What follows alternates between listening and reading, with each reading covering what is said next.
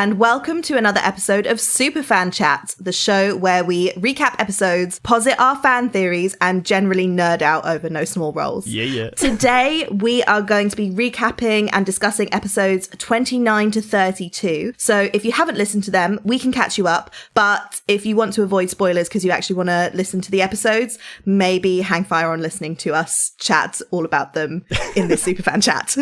Hit pause, come back later. Yeah, exactly.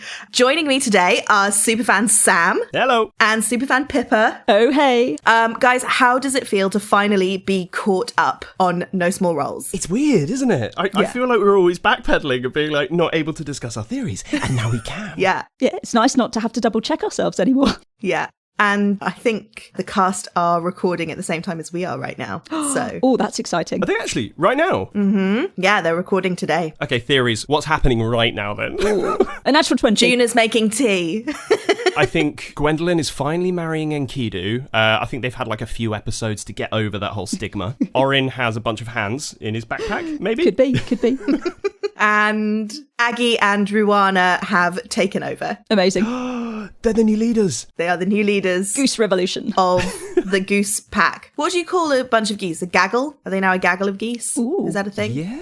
I want to say yes. I don't know. I have a gander. Hey. Oh, Sorry, Fun that was so I think bad. today is going to be quite a pun-filled episode of Superfan Chats. I have a feeling. Oh, don't worry. They'll be harmless. He's on it. He's on it with the jokes today. Do you know it's too early in the morning for jokes? Maybe we should get to grips with our first recap. Hey.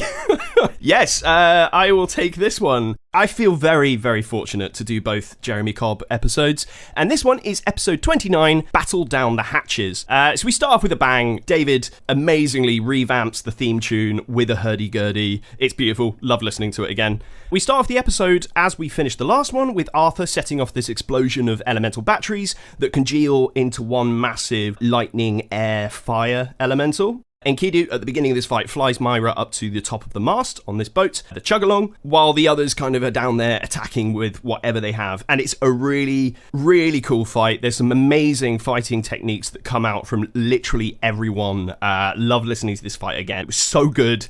So go and listen to it if you haven't listened to it, and go and listen to it again if you have, because it's pure.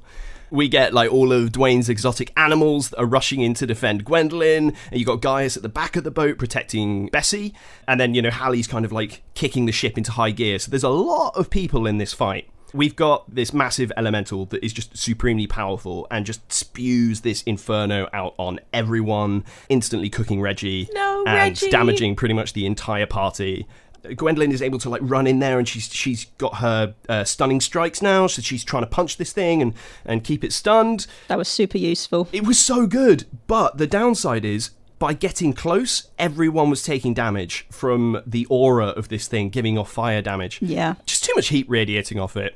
You've got Bessie, who's startled at the back and like keeps knocking into Gaius and pushing him over. This thing is doing like flame damage as it moves through people as well. This was like racking up the damage points the whole way through this fight. The problem is it kind of moves through everyone, picks up this crate of elemental batteries, smashes them down, grows in size again. And the next person to have a turn is Orin. Oh, Orin. Who is like, I'm not going to use fire on this thing because it's fire, so I'll use a lightning-based spell and use a shocking grasp, which you can hear like David's glee as soon as he starts doing it. Please do. So it triples in size effectively in the space of 2 turns. We've got Enkidu like panicking, and he bamps out of there with Thunderstep because he gets really low on hit points. But unfortunately, the blast radius of that is enough to damage his friends and kind of kills Bessie. No, Bessie. Chris punishes himself by saying that Bessie like flies back on top of Gaius, knocking him to the ground. Just brutal. I just can't believe Bessie, the party's beloved horse, is gone. I know. Anyway, they finally managed to take this creature down, though. It's a long fight, but they finally managed to do it. And in doing so, it lets out one massive explosion, which just kind of like nearly takes other people down. I think it takes Enkidu down, and he bounces back up due to Hexblade's curse because this creature dying. But everyone is looking damaged. Obviously, we've got a dead Bessie. But fortunately, they have like a little scan around, and the ship doesn't seem to be like, there's no particular damage to the hull. It's more the like contents of everything below deck have been singed and destroyed beyond repair. They patch up their hurt. Everybody heals each other. There's so much healing being spread around. And they kind of turn to Hallie, who at this point is terrified and furious and demanding answers. And it's actually at this point that Dwayne is also pressured to tell the truth of his circumstances. Due to the suggestion spell by Gaius, really good use of that, we finally get this backstory drop from the elusive bard. So we find out that Arthur, the one that's stalking him, was his first love, who died tragically and blames Dwayne for what happened, and now pursues him as a revenant to keep him from finding love again. And whose revenant theory was bang on. Spot on, right? Called it. Totally nailed it. But we finished this episode with one more glimpse at the Revenant, because Dwayne, like, having this spiel and being like, the reason I left you was to protect you from Art. He kind of looks out. Art isn't on the boat, but he does see him on the horizon. And Dwayne, to kind of protect Gwendolyn, gives this really passionate apology, declares his undying love for her and that it was genuine, and then dives off the boat. And there's this massive crash of lightning as Dwayne flies off into the distance, which we have an answer for in the next episode, but that's where it leaves us for now. So that's all I'm going to say. Brilliant episode, right? Oh my God, it was so action-packed. Chaos, but So absolutely action-packed. fantastic. I have to say, I feel so much for Daryl as a fellow vegetarian being the one to unfortunately kill the horse. Yeah. I mean, as an animal lover, it was a gut punch. Wasn't he choosing to kind of try and save Wingthrup in the process? Exactly. So he had to make that split-second decision and just unfortunately perhaps picked the wrong creature to save. Don't they say in the episode as well that the animals in the bag regenerate at dawn every day? Yeah. They do, but I mean, Enkidu, Daryl wouldn't necessarily know that, so I That's think true. it just kind of played to Enkidu's strengths. And Yeah. like, I don't know, I feel like Bessie was going to go down in this fight regardless because of the heat emanating off. Sure. And Chris did a really good job of playing Bessie faithfully. Like, you know, she's a horse. Yes. So I can't control her and just be like, well, Bessie runs over there and is out of the fight. Yeah, leaving it to chance was the right thing. Yeah, and I mean, it really punched him as well. Like, he got knocked down twice, crushed by Bessie as well, you know, while he was trying to protect her. So it's a very honest, very unmeta way of playing the two of them. I think this is where No Small Roles, for me at least, differs from quite a lot of D&D playing, is that these guys really play to the story rather than because they want to win. Yeah. Yeah, definitely. And that's so great to listen to, because even if they choose to do things that ultimately are quite self-punishing, what it does is ramp up the emotional tension and your investment in the characters. And it's just so great that they don't try and, like you say, metagame and kind of like sneak out of it. They actually do what they think would actually happen. Yeah. They're super faithful to character. Like, we've all been there when we're playing a game and we're like, oh, actually, my character would do this, but that is going to ruin everything for everybody else. So I'll invent a reason not to do it. Whereas they're very much like, I'm going to go do this because my character would do this. And then David gets the glee of following that through with chaos. And it's why these characters are so sort of three-dimensional and just so believable. Yeah. That's such a huge part of it. Absolutely. You said about it being action-packed. I've actually written down the initiative order. There's just so many creatures in this fight. We have Orin and Aggie, the teapot, Enkidu, Gwendolyn, Dwayne, Juna, Bessie, Gaius, Myra, Eloise the giant weasel with the lovely eyelashes, Winthrop the tiger, Hallie, Reggie the chocobo, Ruana the goose, and the elemental. I mean, that's a lot. It's crazy, and so many of them were ties as well. Like, listening back to the episodes, I'm tied with this person who has the higher dexterity. Yeah. It's so good. That must have been such a nightmare to DM. Yeah. Yeah. Can you imagine keeping track of all of that? Yeah. Well, a normal fight in D&D, you know, a round can last you, depending on how many people you've got, 3/4 of an hour to an hour. Could you imagine it with this many creatures? Just being like, okay, they move there, and they move there, and they move there. Oh, my word. So intense. How many hit points have people got again? The thing that I kind of really went away and went, oh, yeah, that was a good shout, was putting Myra at the top of the mast. Yep. Because she's obviously very, very important. Could you imagine if she'd have been killed in this fight? What would have gone on as they'd got to the other side and gone off into the forest and things. But I think it would have been much more of a we've got to resurrect this child mission. yeah, very much rather so. than we've got to help this child. But also, a less benevolent DM might have been rolling her some acrobatic checks to make sure that she stayed on this mast. Oh, that's true. Yeah. I did wonder. He just kind of allowed it, and it just happened, and she just sat up there, and she was nice and safe. But yeah, I did wonder. I suppose he had enough to keep track of. This is true. That's very true. And if they're all being punished down below, maybe he didn't want to punish the NPC up above as well. But yeah, because on the first listen, I was like, it kind of sounds like she's in a crow's nest.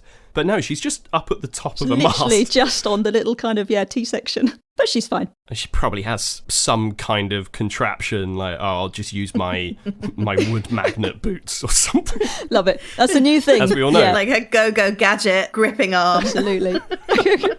But we all kind of grumbled when I went over it in the recap there, because it is the second time that Orin has done this. No shame on you, Ben. I think it was you were looking through your spells for something that would be effective, and I think it just slipped your mind in that moment. Yeah. It was more he was using it to drop the reactions to get away. But it kind of came from Orin was the first one up, and the first thing he did was investigate this creature to find out its elemental makeup. Yeah. Mm-hmm. And the main thing that they said was like, it's mainly lightning. Yeah. There's fire, there's air, but it is mainly lightning.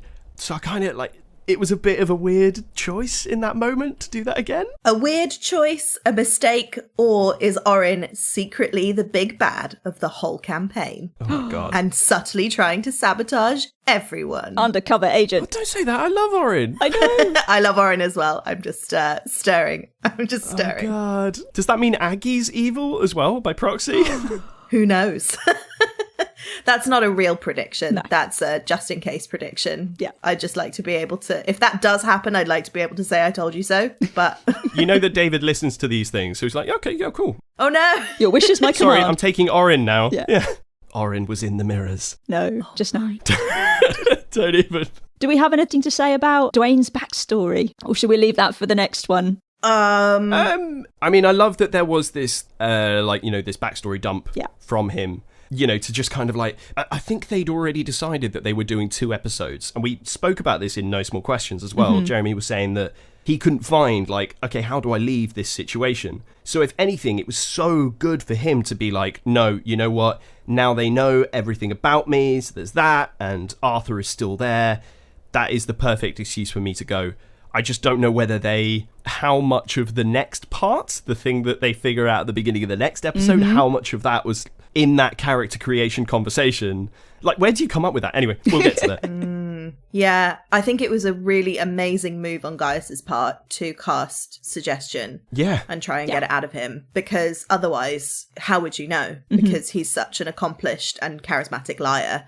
He could literally say anything and people would swallow it, and he could be like, yeah, it is the ghost cow. I've got to leave because of the ghost cow. That's the thing, right? Look what it did. Yeah, because they've obviously had experience in the previous episode of him rolling so high on his deceptions and on his persuasions.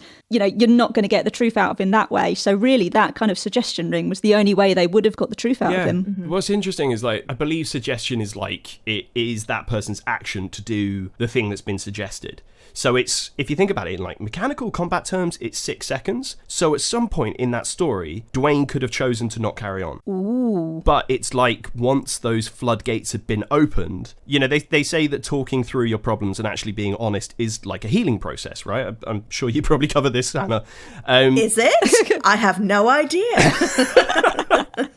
But, once he started speaking, it was almost like he wanted to then, like, no, actually, they've earned this. I owe this to Gwendolyn to be honest and let her know that it was never actually her. It's this whole thing. And then there's a weird thing that he says about Art being caught in his breath.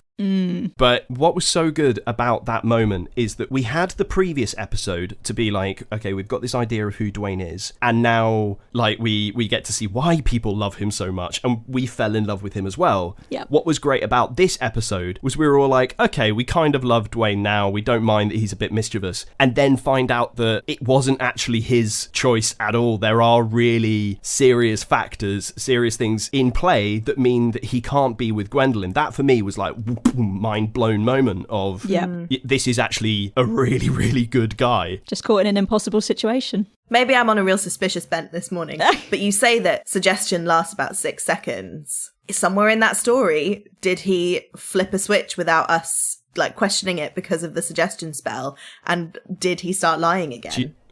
I don't think he did necessarily, but it's Dwayne, you can never know. It is a possibility. Exactly. Yeah, I would say for most players, they probably wouldn't think about that. But Sure. I know that Jeremy, he is the player's handbook. D&D guru. So he probably does know that. And he's clever enough that he could have made that choice after 6 seconds if he wanted to. Well, and also I'm just really wondering, based on the information we get in the following episode, I have some theories.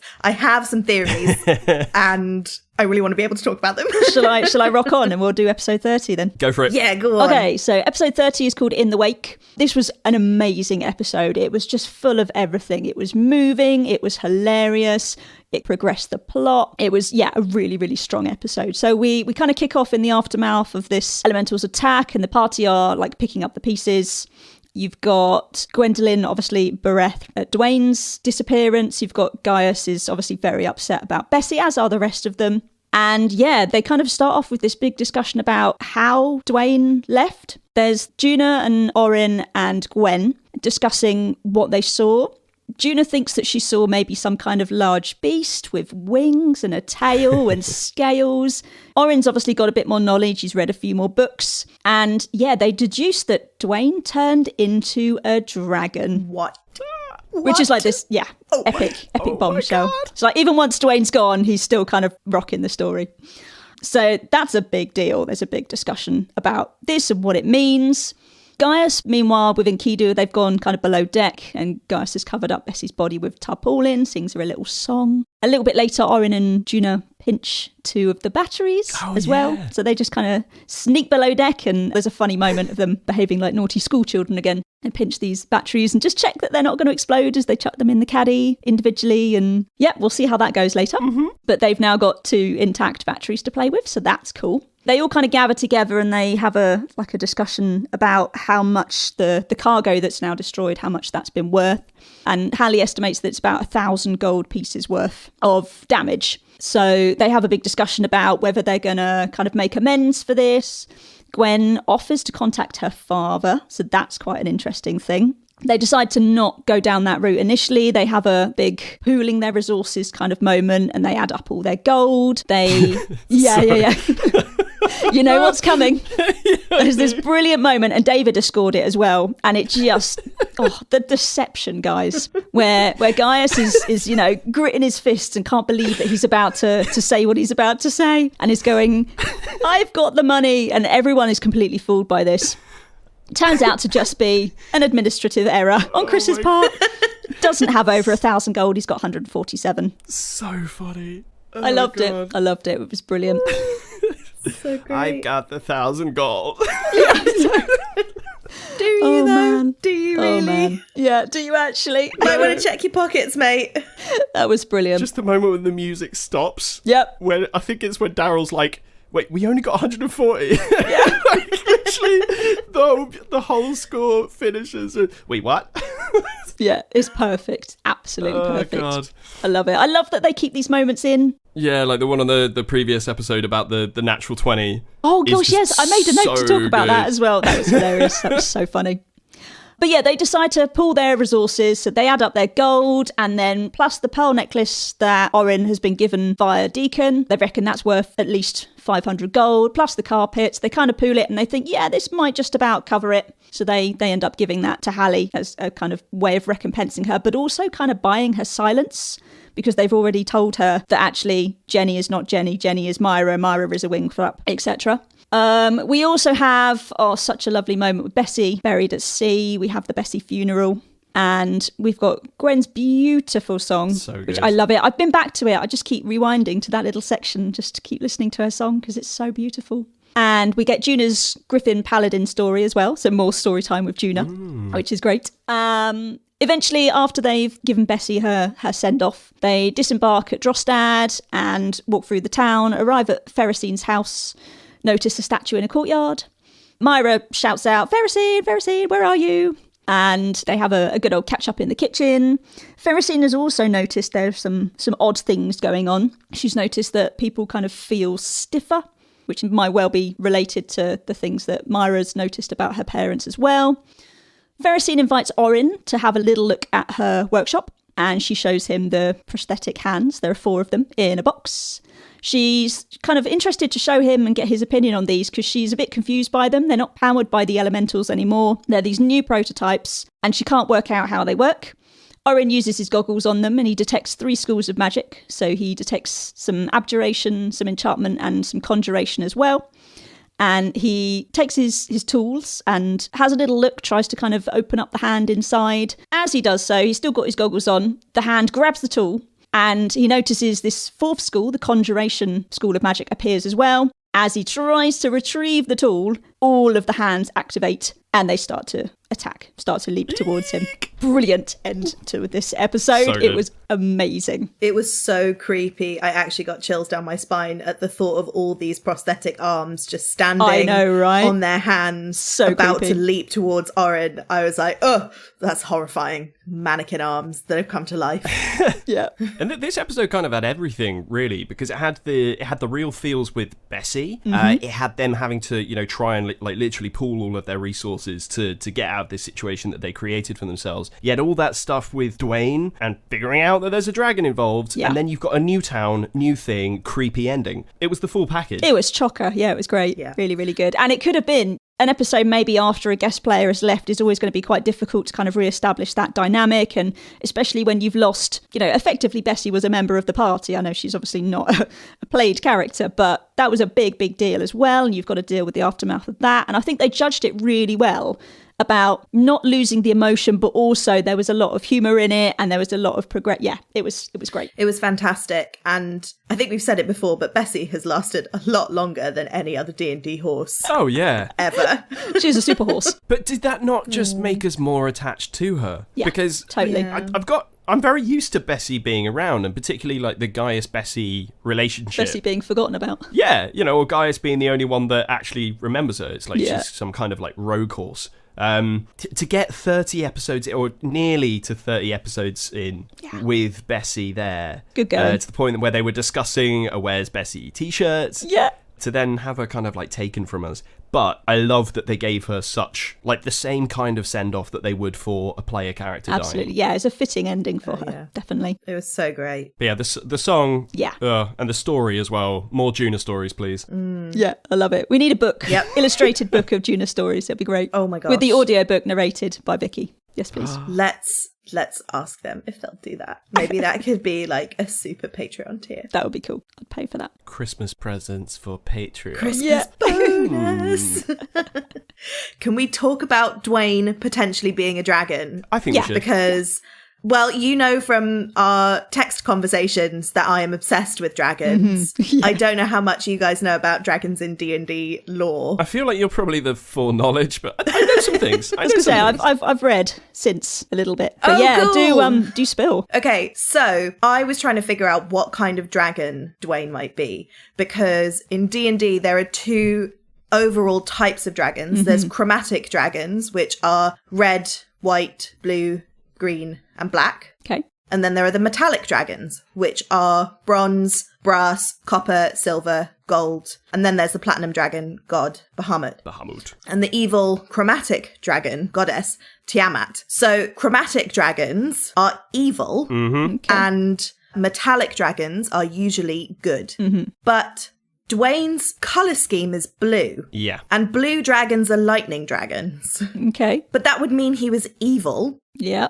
Was he a blue, did people see that he was a blue dragon? So I can't remember. the blue scales are definitely mentioned. Yeah, okay. This is one thing that resonated with me as well, because I was, the blue is the theme. It makes sense for Dwayne to be a blue dragon because he has blue hair and, blue moustache and blue features has been something that Gwen has talked about since the beginning. Yeah. So I don't know whether it was just that choice. And I'm kind of going off kilter a little bit here to say that in Three Black Halflings, one of the things that they often talk about is diversity within gaming, not specifying, like, Drow don't have to be evil, for example, Sure. because, they're dark elves. It doesn't mean that they Yeah. have to be evil. And I wonder whether that is part of the conversation here, that you can Subverting have... your I expectations. wonder... shades of blue. I wonder though, because I can see why that would apply to like humanoid creatures, particularly in the context of discussions around race and like the ideas of there being like an evil race. But like dragons are technically monsters. Like they're in the monster manual, which is slightly like how much do you mess with monsters being good and evil in that sense? It's kind of absolute, isn't it? I don't know, just because they're so attached to, like, Tiamat, the evil dragon goddess, has 5 different heads, each a different colour. Okay. So, I don't know, it's just really, I feel like it would be really difficult to divorce that from the lore. Or he's like a rogue blue dragon that was like, no, I'm not going to be evil. I'm going to be good and go against dragon kind in many ways. That kind of sounds quite Dwayne-y. Also, It does, yeah. if he can polymorph into a human, that means he is an old dragon. Yeah, is it 300 plus? Yeah, at 300 years? least. Like, I think adult dragons and ancient dragons are the ones that can polymorph into humans, which is definitely hundreds of years old. Like, older than Juna. Old. Old. So This is something that needs addressing as well, is when did Arthur die? Like, how long has Dwayne been in halfling form? And also, this does kind of tie in, like, could have been a half-elf at one point, and Gwendolyn's forgotten, and he's now come back as a halfling. right, because he can polymorph as anything. Exactly. Like, he any could just kind be of like, humanoid. Sure. She knows that it's Dwayne, and it's like, oh, you're shorter than I expected. That could be canon. Yeah. But the thing about revenants, and this is why I think it must be some kind of version of a revenant, or super powerful, potentially Arthur was himself a dragon at one point, potentially, I don't know. But normally revenants chase somebody for a year, and if they don't fulfill their purposes within that year, they disappear. But that also means that they are trying to kill that person. Whereas Arthur seems to be attacking Dwayne's love life. For the rest of his days. How long has this been going on? Is Arthur following him when he's in dragon form? Like, these are questions that I think need answering. But I wondered if you had any theories on them. All I'm going to say is, because I don't know, I think I might be the only one who's listened to it, and I'm not going to go into the theories, because, you know, if you want to, you got to be a Patreon and sign up. Did you listen but to there the is, I have, Jeremy... but I don't know whether you guys have, so I'm not No, going to go. yet, no. I'm not going to I'm go saving there it. because there are answers. That's all I'm going to say. Interesting. Is that one just for the Patreons? Yeah. Oh, that's so there cool. there are answers to these questions, but Wait, the ones about the dragon the ones kind about as well? the colour, the ones about the dragon, the ones about his age. Obviously, it was them kind of working through their suggestions, so maybe some of it they ended up tweaking nearer the time. But yeah, answers about, you know, Arthur and more details about how he died. So yeah, check it out at some point. It was brilliant. Okay. Sorry, guys, we're going to have to cut this Superfan chat short, so I can just go listen to this right now. Gotta go listen to it right now and come back. Yeah. See ya. So yeah, that's all I'm going to say. But maybe we stick a pin in this and we talk about it okay. at some Yeah. point. How close am I on my dragon theories? Oh no, yeah, Yes. you're yeah. Hours there's- of reading the monster manual pays off. Yeah.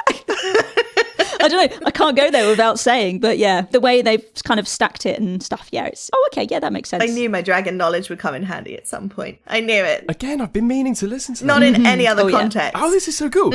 I've been meaning to listen to that, you know, but again, it was like I wanted to do this first, you know, talk about the theories before I listened to cast theories and, you know, the character building thing. Yeah. So that was an influence. But now I want to listen to it.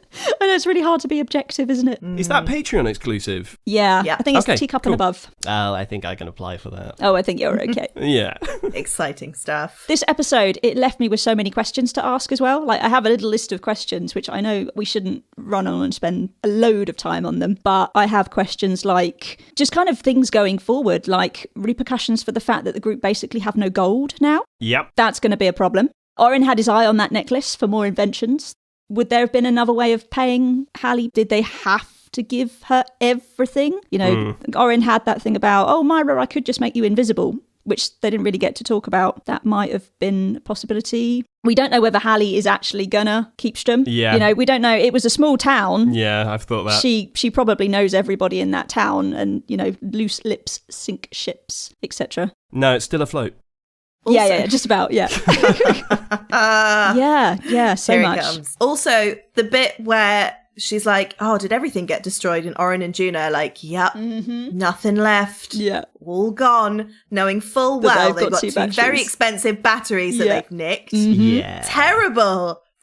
Also that they stuffed into the tea caddy of holding, and there was like a big part with me that's like, how do these elemental batteries work? Like, do the elementals, cleverly contrapted capsules that like take the energy in somewhere, or are they similar to some kind of holding mechanism? And there are rules within the player's handbook, like you put one bag of holding in another bag of holding, they both explode. Yep. So there was a huge risk to that. There's also what they covered before, where they know that if they put Ruana in there, Ruana wouldn't be able to breathe after a minute. I don't know whether like these elementals need some kind of I don't know. I guess we'll find out. I found it quite a risky thing to do. Testing the quantum mechanics of pocket dimensions. What do we do? It would with be these? pretty harsh of David to just be like, okay, that tea caddy of holding that you love so much has exploded. Yeah. But I also wouldn't put it past him. I mean, he did kind of back them into a corner into giving up almost their entire monies collectively as a group. Yeah. Because of the way that went down. And there wasn't really an opportunity for them to prevent that from happening that I could see anyway. Unless Dwayne stopped lying about the ghost cow. But... Oh, the ghost cow. Yeah. But yeah, good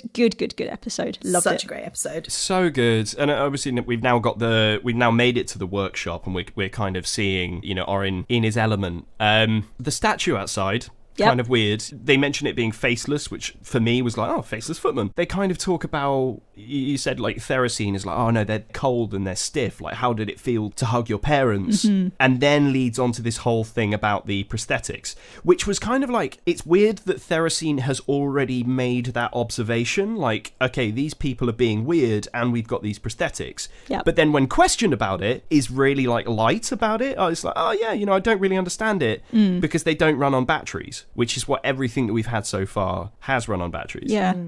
To her, it's just a curiosity, isn't it? It's like, oh, well, it's not a battery. It's not what I'm interested in and what I use with my inventing and stuff until they come to life. And finding out that it's not elemental magic anymore. It's actually things like conjuration. Schools of magic, yeah. And or I'm getting real bad Crowl vibes again. I mean... But like it may be a different... Yeah, a different big bad. One of the... Exactly. So like... Kral's sort of divination necromancy. Now we've got some conjuration, abjuration, evocation, scariness going on.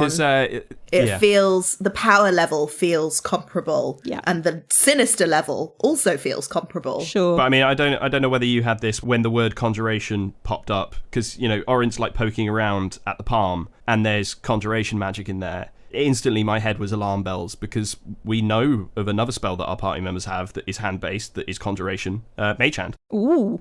So, the fact that these things don't have elemental batteries, does that mean that the conjuration magic is tied to an individual or an organization that are able to activate these things at will from long range? Well, and that's something in the episode that I've got to recap. Oh, yeah, go do it. Enkidu. Oh, yeah. The Enkidu spots. Yeah. So we left the previous episode where these arms were about to attack Orin.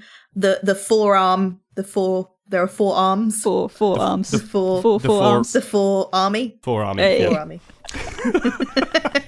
So, because it's just Gwen, Orin, and Theracine, and Ruana and Aggie in the workshop, they are kind of dealing with this sudden threat by themselves.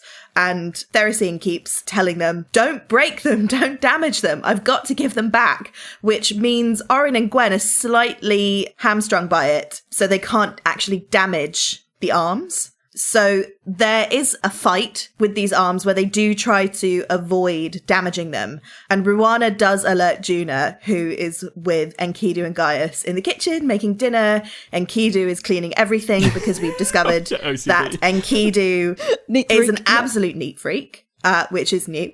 And why he has prestidigitation as one of his cantrips. It makes so much sense. Ruana and Aggie with two geese with goggles in the workshop trying to join in. The strategy that Orin and actually Gwen decides would be a good strategy is to try and find boxes to drop over the top of the arms to prevent them from moving anywhere. Theracine runs around. She's trying to build something. Nobody's quite sure what, because it takes her a few rounds to do it.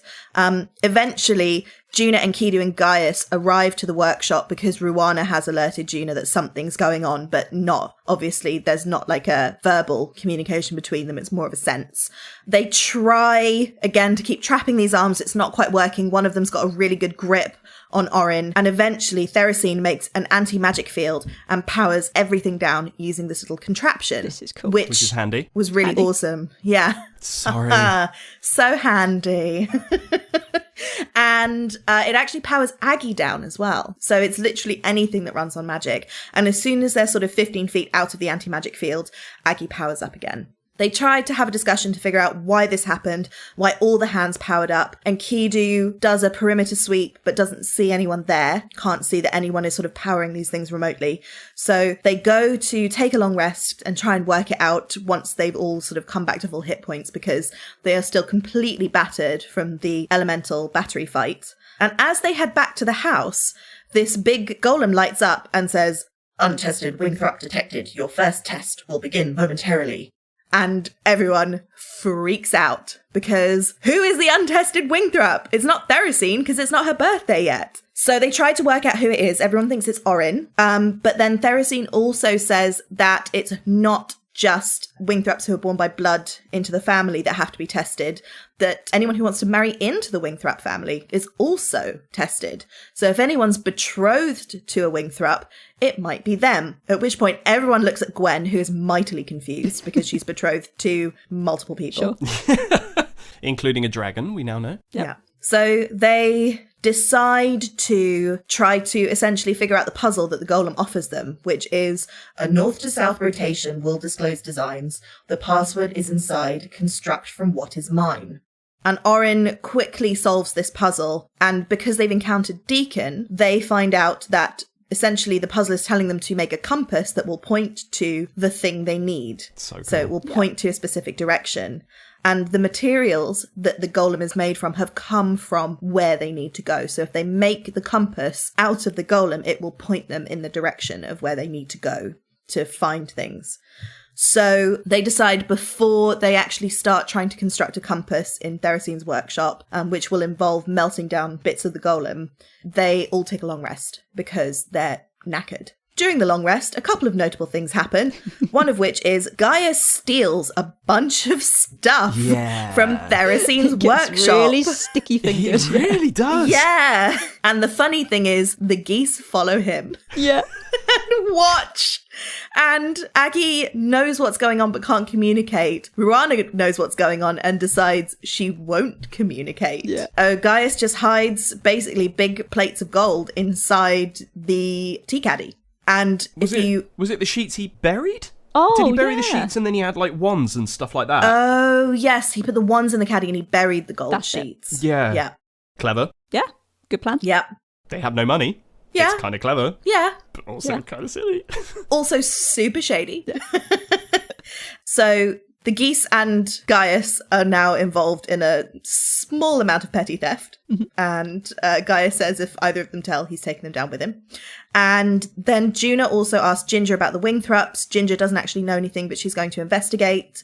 And Kidu does a patron check, an internal charisma check. Inside check. And ends up talking to Alcibiades, which was a really fun conversation to listen to. Yeah. Now that Alcibiades didn't seem to have taken over Enkidu.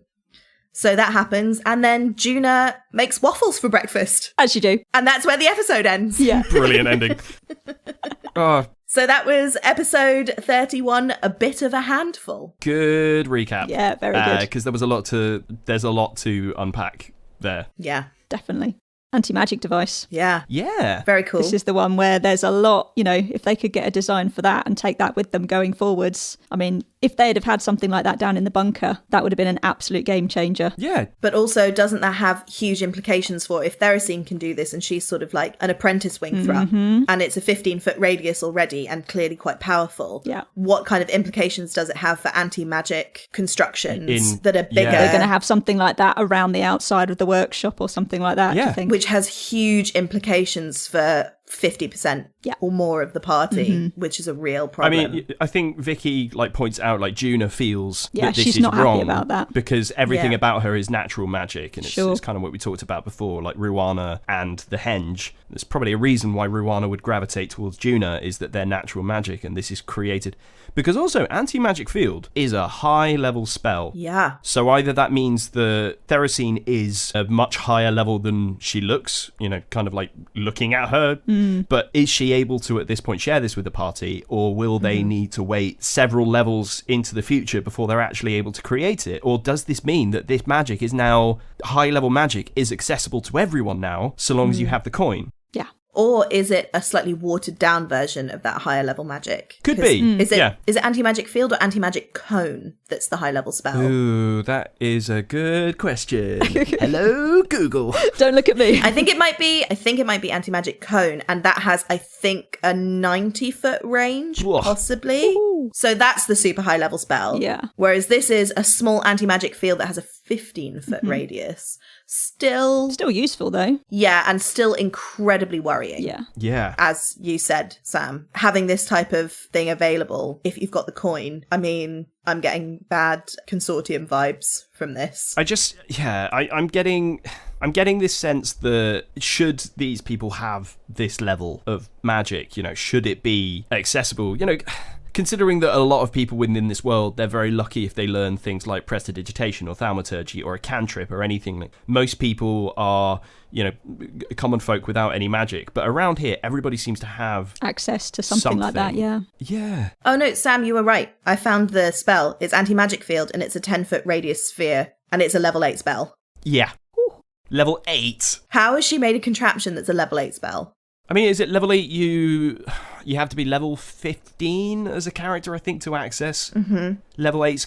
It's 14 or 15. It's around that area. Yeah. But she doesn't seem like a level 14 character. No, and you have to be a cleric or a wizard or a one sorcerer subclass to be able to do it. Huh. So it's not really... I suppose it means there's been designs lying around that she's been studying all her life and picked up and can throw something together. I mean, I have had this thought with Myra before that she seems much higher level than most people would be. Her years would suggest. Yeah, because she's young. She's younger than 10, isn't it? How old is she? 9, I think, yeah. And yet she has so much magical knowledge to the point where, in the previous episode, she's talking with Orin and actually, for the first time, being quite nice to him about his invisibility contraption, the light refracting Quite nice. device. In her own way, I think she was about as nice as she's ever been. Yeah. And then she talks about that you didn't invent invisibility. I'm sure that's been invented before, but it kind of sounds like she is able to craft all these different things. So maybe they do have access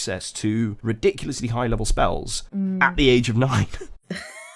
The moment when Enkidu comes out of the workshop and Myra's like, did Orin ruin something again? And Enkidu's like, I choose to lie and say, no, actually, Orin fixed it.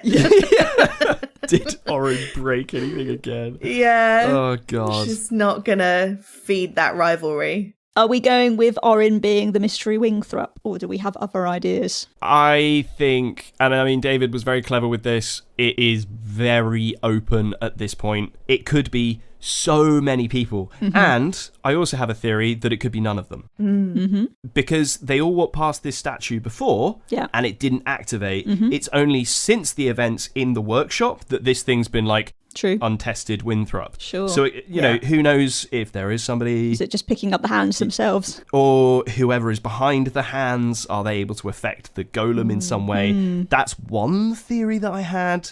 The obvious would be that it's Orin. That would be the one that would make the most sense. Yeah. David doesn't do obvious though, does he? That's got that little niggle in the back That's of my the head. thing. He's very subtle. So- And Enkidu asks a really clever question about do the Wingthrups have any marks, because Orin has a mark. So he has kind of put that together to think, because the Wingthrups have a crest Yeah. that lights up on the golem, it wouldn't be so far off that there might be something to do with that. Yeah. Something to do with Orin's mark. So that... I mean, my other little theory, which there's nothing to suggest that this would be the case, but I told Sam about it briefly as well, was that given that everyone was in the courtyard, you had obviously the party, and we had Myra standing at the doorway of the kitchen and Ferrocene standing at the door of the workshop. Is it just that it's adding up the ages of everybody wing-thruppy anyway? And you've got Myra being 9 plus Ferrocene being 17, and it's not detecting two different people, it's just detecting the amount of wing-thruppiness in that general area at the time, and that's what set it off. Possible. That was my other thought. That's really cool. Possible. Yeah, especially since both of them would be untested. Because that was the first time that both of them had been in the courtyard. Yeah, That's a we good also point. kind of discussed the idea of like maybe, I mean, you know, they talk about if you are betrothed to somebody that it could be you. So, you know, Yep. Gwen's there. Yeah, and Dwayne had an animal called Wingthrup. Yep. He did, yeah. And she's still technically betrothed to Dwayne. He didn't break off the engagement. Yeah. So, and also we don't know anything about Colin DeBarge. Exactly, This is there true. is the Colin DeBarge thing. Yep. I feel like we might be able to rule out Juna. Yep. Because she's got a whole different thing going on, Yeah. and she's like pure magic. Natural I magic. don't think it makes.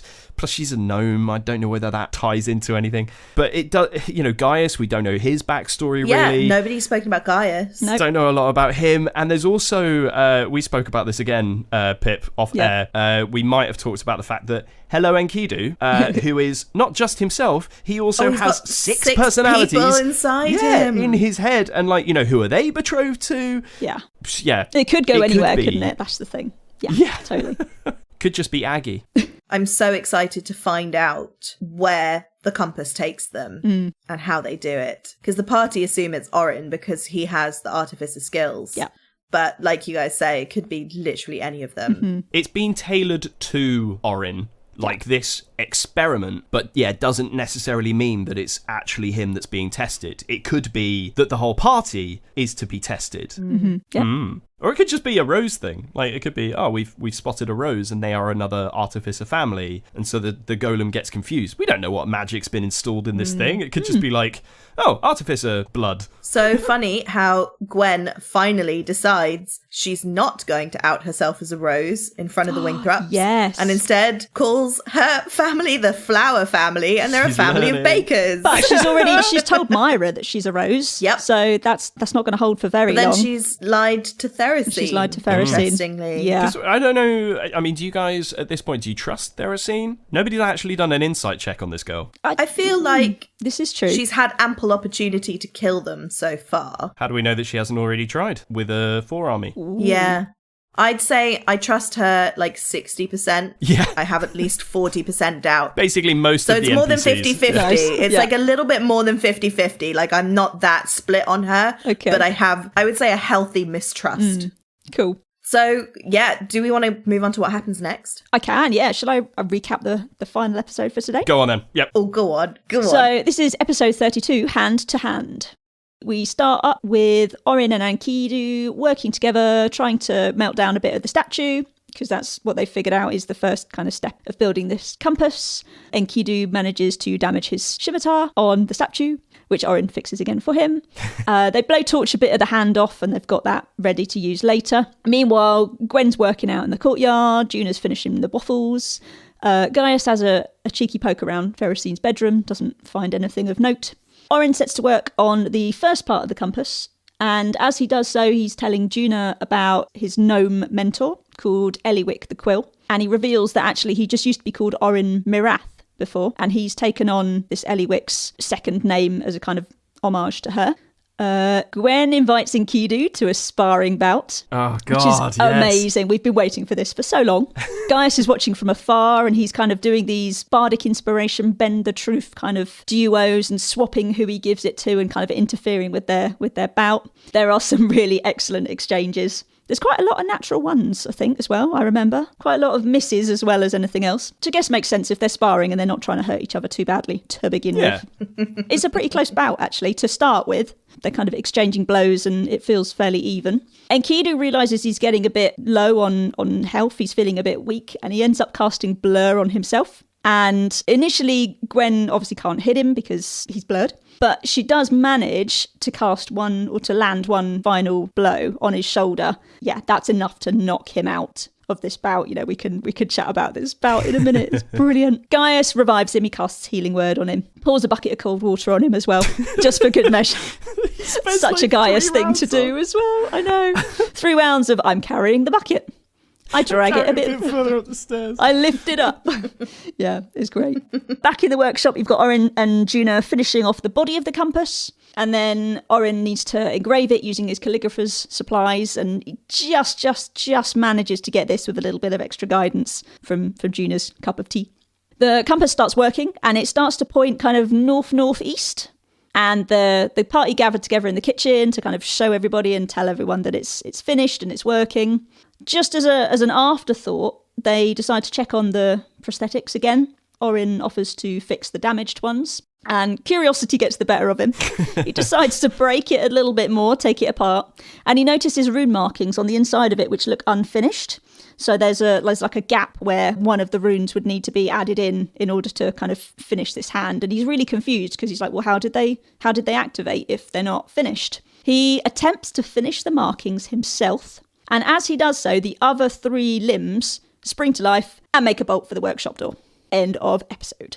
Uncontested as well. Yeah, they were super quick and out the door. They tried, but literally nobody succeeded. Nobody got there quick enough, did they? That was, again, very creepy. Good episode. Such a good episode. So good. The fight, the bout that we'd all been waiting for. I mean, it's the precursor to the sexual tension in the fight. Yeah, because they mentioned this back in the Red House in episode, I think it's episode 23. He's got those brass knuckles out and he's waiting in the living room, waiting for the Arcanist to come and meet them when they're having their dinner and stuff. And he's practicing his moves with his brass knuckles out. And that's the first time that Gwen goes, oh, if you ever want a bit of practice, I don't mind sparring with you. So. And we only had to wait 7 episodes. Yeah, I know, right? To get there. Or 8 episodes at this point? I don't know. 23 to 32. What's that? 9 episodes. I thought, a long time. It's so good.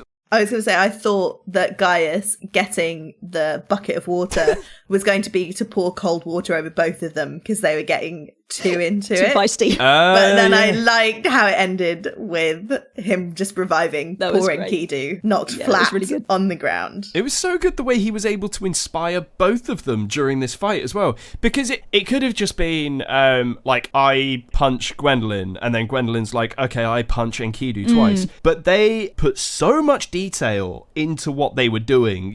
What was kind of fun was like Grace was coming at it from like okay, I don't have the training, but like this is what Gwendolyn would be doing in this bit. She's putting it here, and she was going over like raw power. Sure. And then you had Daryl coming at it from like, I've been trained. Technicians, We know that Daryl has martial arts himself. He's probably very handy in a fight.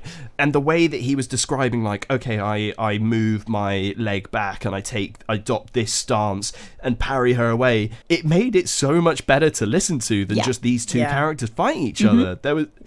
It's like you were saying about 3-dimensional.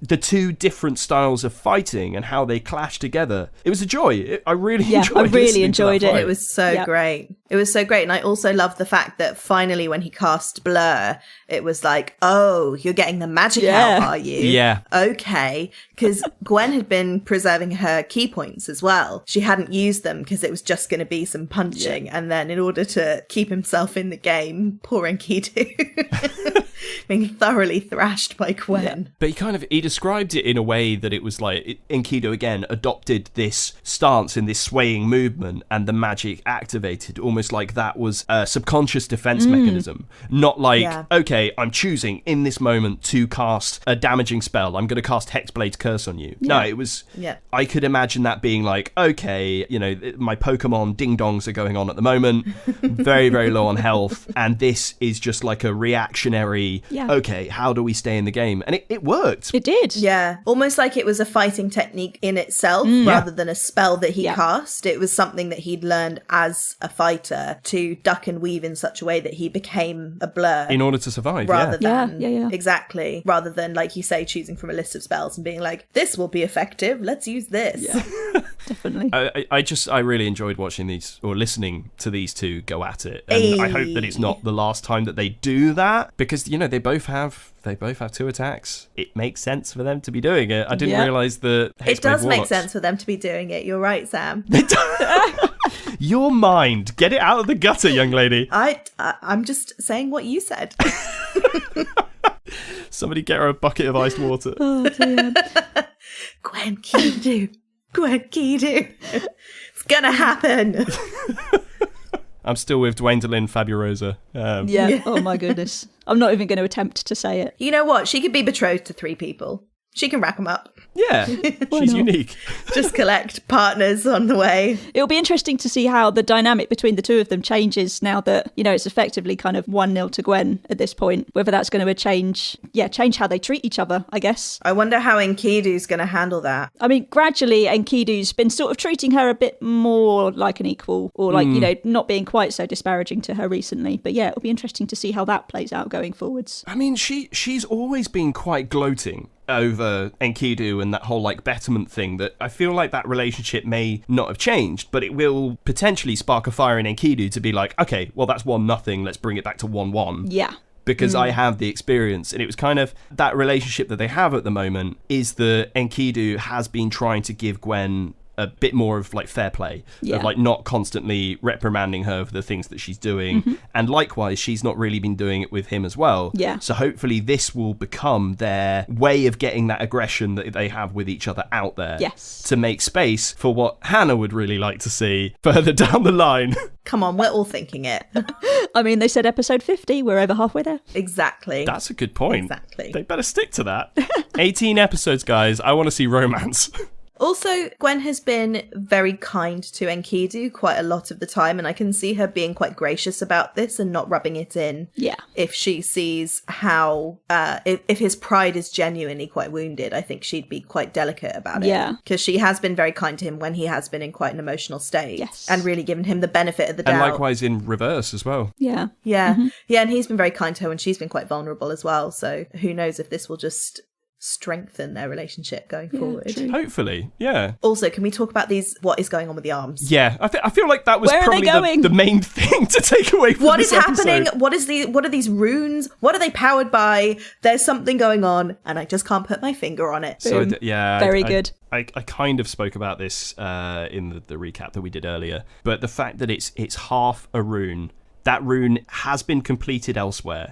So somebody else is in control of the other half of this rune. I don't know whether, it's like a higher version of like a mage hand kind of spell, but some kind of like man with many arms is what I'm thinking here, that there is another big bad that has control over these arms, potentially has control over all of the limbs of Myra's parents. There's some kind of like puppet master overseeing this whole thing that's going on. And also like, sounds like they're planning to sell these. So they're being shipped out to people as the new prosthetics. And it kind of made me think... Literally building an army. Yeah. Pun intended, I'm sure. I'm sorry. But it's just... they say that there's this thing going on with Lord Berion, and I forget the name of the other contender for the throne, but that we know that Prevost? people are trying to get these militia together, these armies. Is this another way of doing that? It's like, take over a powerful, prominent family that already know that they deal with prosthetics to ship these out all over the place, and then when the time comes, you've got an instant, like, I activate you, you come to life, you fight for me. Yeah. Sleeper agents. It's terrifying. Yeah. Really terrifying. And what is terrifying is that when Orin completed the other half of that rune, the other 3 activated. So there all must be, connected. like you say, like a central, point at which someone is able to activate these things in a way remotely. Just so creepy. I do worry also, Orin, having completed this compass successfully, has just made himself a massive target to all the Wingthrups, because if he wasn't supposed to complete it, and he is now a huge target for whatever kind of creepy body swapping stuff is going on. Yeah. He's on their Because radar. he's now got his hands on something he wasn't supposed to have. And that's if we believe that this test is genuine. A genuine test. Rather than the whole party being set up to walk into some kind of a trap. Yeah, you never know, this compass could lead to the warrior. Yeah, is it even pointing to that the would workshop? then kill Orin. Is the warrior the one that has all of these hands? We don't know. But yeah, it did make me think. They are hands, therefore they do not have eyes, unless it's a much creepier image than I had in my head already. Like eyes coming out of the knuckles.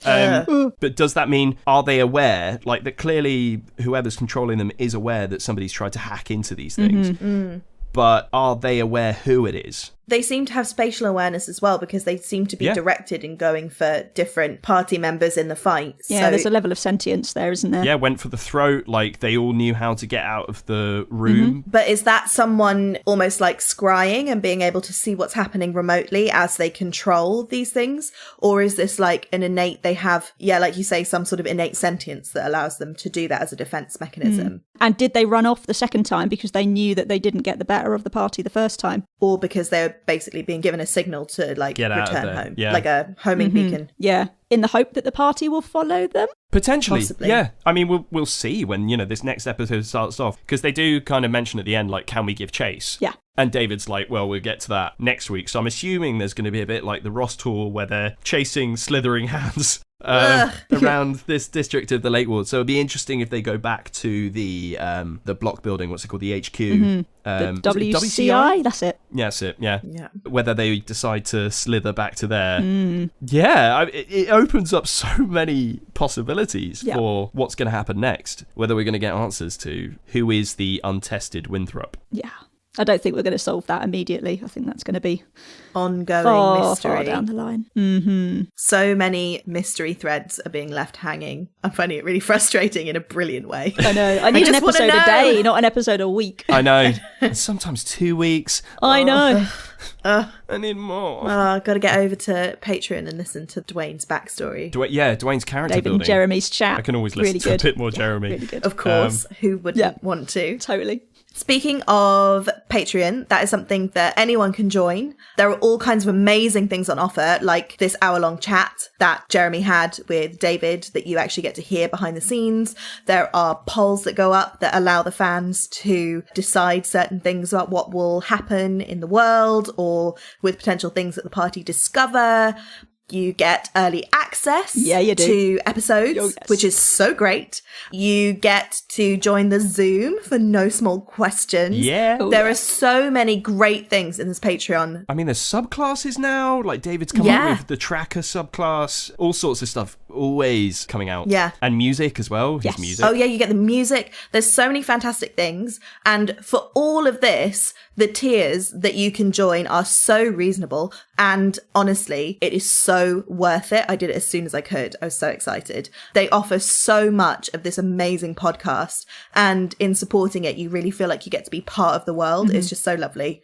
I would recommend everyone signing up to their Patreon. Yeah. Plus, you get to go, like you say, you get to come join me on No Small Questions. It's always nice to look out and see other people within the Zoom. You don't have to chat, but it's nice to be you around. can actually ask your questions. Yeah. And we hang out in the audience. Yeah, we do. We hang out afterwards. Really as Good well. old chat afterwards. Yeah. Chill with the cast afterwards. Really nice. But it does. It feels like making friends. Oh, Aw. no small friends. No small friends. You guys can be the army, the Twain Tide. Is what I start referring to everyone as. They are looking for Yeah. names for No Small Roles fans. And I think they're taking suggestions from fans. So if you've got an idea for what we should all be called, send in suggestions on the social media. You can chuck all these up on the Discord as well. There is now a Discord for No Small Roles with... And there are special secret channels on that Discord server for people who have. Yeah, there's a Patreon locked Exactly. one. So there's even more incentive.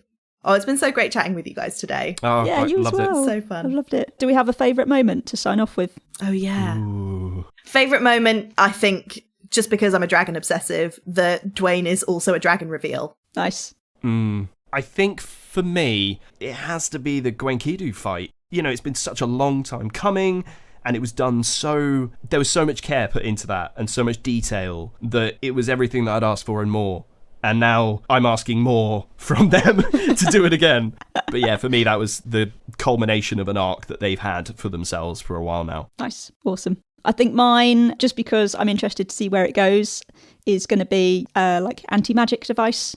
I'm really, really intrigued to see where that goes and really enjoyed how that kind of came about. And everyone's reaction to it as well was really interesting because, I think that could be an absolute game changer in episodes to come. Oh, massively. I can't wait to see how it pans out. Bring it on. So I guess that's our episode of Superfan Chats for now. Shall we do our sign off? I think we should. Yeah. Okay. Don't drink the milk. I love it. Anon, everyone. Anon for now.